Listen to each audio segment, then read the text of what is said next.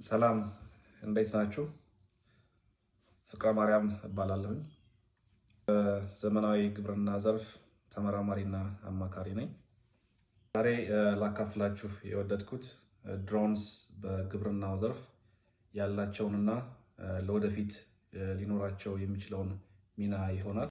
የድሮን ቴክኖሎጂ በግብርናው ዘርፍ ከፍተኛ ሚና እየተጫወተ ይገኛል። በተለይ ደግሞ የጨመረ የመጣውን የዓለማችን ሕዝብ ቁጥር ከመመገብና ግብርናው ከሚያጋጥመው የሰው ኃይል እጥረት አኳያ ቀዳሚ ሚና እየተጫወቱ ይገኛሉ። ይሄን ካልን በኋላ የድሮን ቴክኖሎጂ በግብርና ውስጥ ያለው ሚና ምንድን ነው የሚለውን እናያለን። የመጀመሪያው በድሮን በሚወሰድ ፎቶግራፍ በምድር ላይ በቀላሉ ማድረግ የማንችላቸውን በማሳ ውስጥ የሚገኙ ተክሎችን አጠቃላይ ሁኔታ በየቀኑ መከታተል ያስችላል። ሁለተኛው የቱዲ እና ስሪዲ ሞዴሎችን በመጠቀም የተክል በሽታ ቆጠራን፣ አጠቃላይ የእድገት ደረጃን የመለየት እንዲሁም ደግሞ ችግር ያለባቸውን አካባቢዎች ለማወቅ ይረዳል።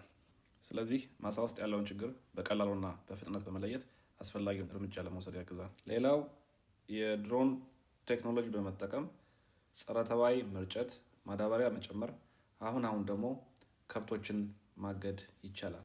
ለማጠቃለል የድሮን ቴክኖሎጂን መጠቀም የሰብል ጤናን ለመጠበቅ፣ ምርትና ትርፍን ለመጨመር እንዲሁም ደግሞ ውሳኔን ለማሳለጥ ይረዳል።